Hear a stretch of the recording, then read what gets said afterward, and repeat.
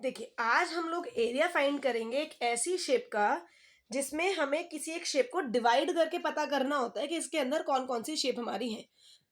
उस शेप का हम एरिया डायरेक्ट फाइंड नहीं कर सकते, इसलिए हम शेप को क्या करते हैं, अलग अलग पार्ट्स में डिवाइड करते हैं। तो देखिए, हम करने वाले हैं एरिया फाइंड इस शेप का। ये है हमारा एक रेगुलर ऑक्टेगन। रेगुलर हमें गिवन है क्वेश्चन में।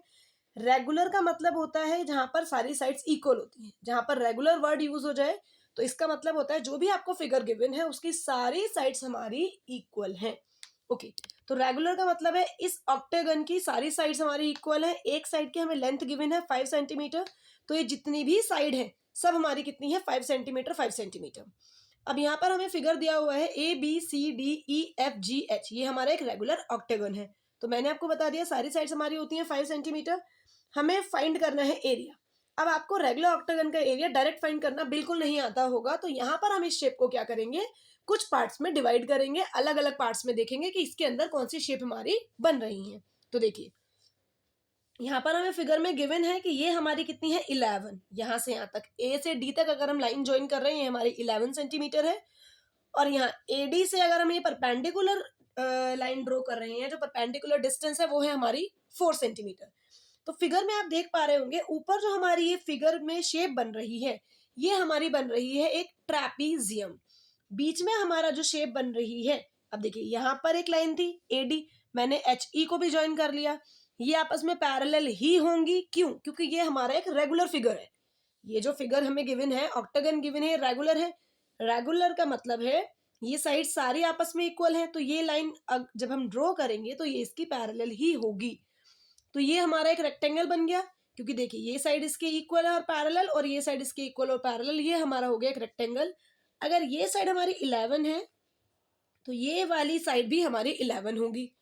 ऊपर हमारा एक ट्रेपीजियम बन रहा है, इसी तरीके से आप देख पा रहे होंगे नीचे भी हमारा एक ट्रेपीजियम बन रहा है। ये साइड है ट्रेपीजियम की 11, ऊपर है डिस्टेंस 4, तो ये वाली डिस्टेंस भी हमारी कितनी है, 4 सेंटीमीटर है। अब इस फिगर का हम एरिया किस तरीके से फाइंड करेंगे, तो देखिए बहुत इजीली आपको दिख पा रहा होगा। ट्रेपीजियम का एरिया फाइंड करेंगे, यहाँ पर ये रेक्टेंगल है इसका एरिया फाइंड करेंगे, और यहाँ पर दोबारा ये ट्रेपीजियम है इसका एरिया फाइंड करेंगे।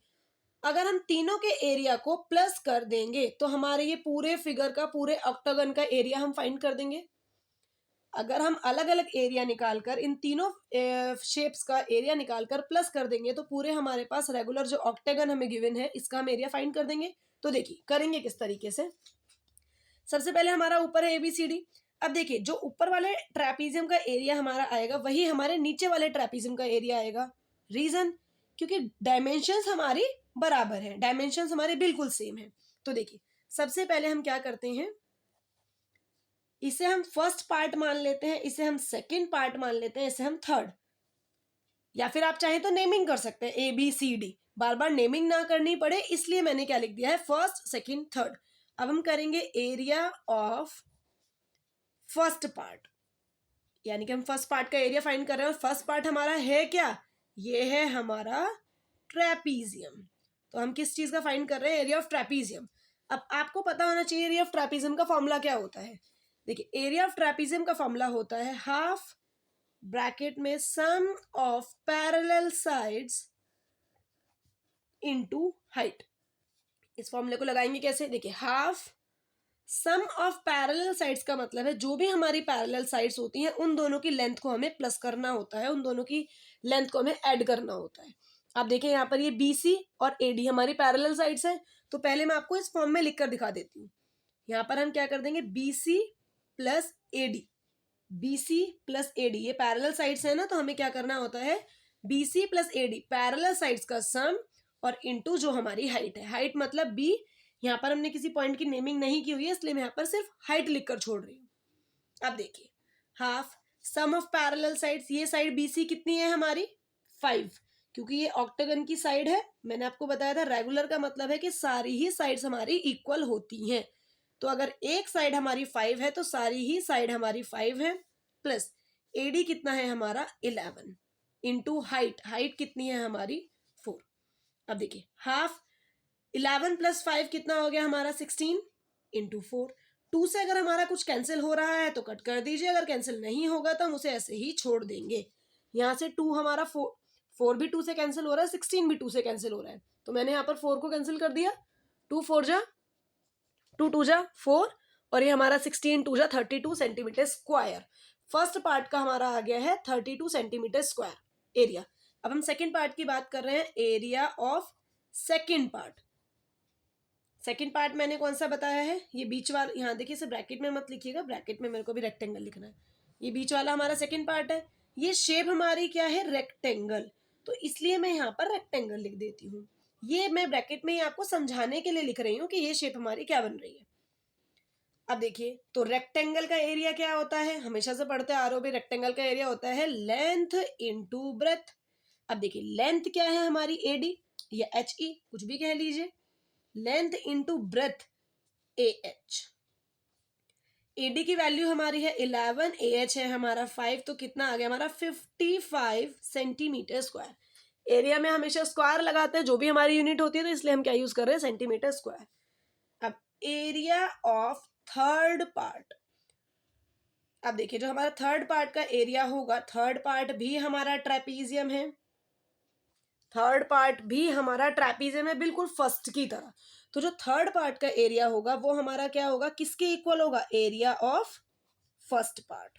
फर्स्ट पार्ट के बराबर होगा हमारा, बिल्कुल सेम होगा।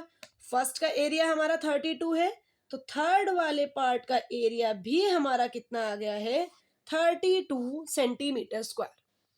ठीक है, यहाँ तक देखिए, बस आपको क्या करना है, आपको शेप को डिवाइड करना है इस तरीके से कि आप ये देख पाए कि इसके अंदर हमारी कौन कौन सी शेप बन रही हैं।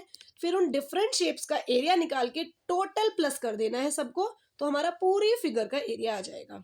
अब देखिए एरिया ऑफ, अब आप चाहें तो ये लिख सकते हैं, area of A B C D E F G H, या फिर एरिया ऑफ रेगुलर ऑक्टेगन लिख सकते हैं, एरिया ऑफ रेगुलर ऑक्टेगन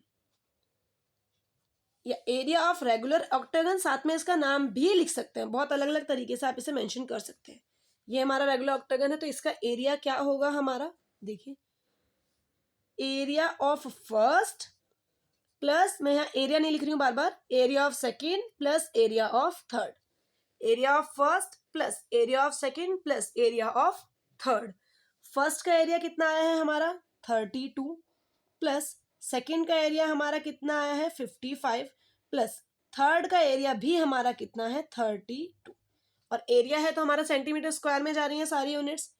अब देखिए अगर हम इन्हें प्लस करेंगे तो क्या आएगा हमारा 32, और 32 को हमने प्लस किया 64, ये सेंटीमीटर स्क्वायर। आप चाहें तो एक बार में प्लस करके लिख सकते हैं, ये आ गया हमारा 119, 5 4 9 और 56, ये कितना आ गया हमारा 119। ये हमारा आ गया है पूरे इस फिगर का एरिया। तो अगर कोई भी फिगर आपको इस तरीके से गिवन है, तो सबसे पहले आपको उस फिगर में क्या करना होगा, उसे छोटे छोटे पार्ट्स में डिवाइड करना होगा।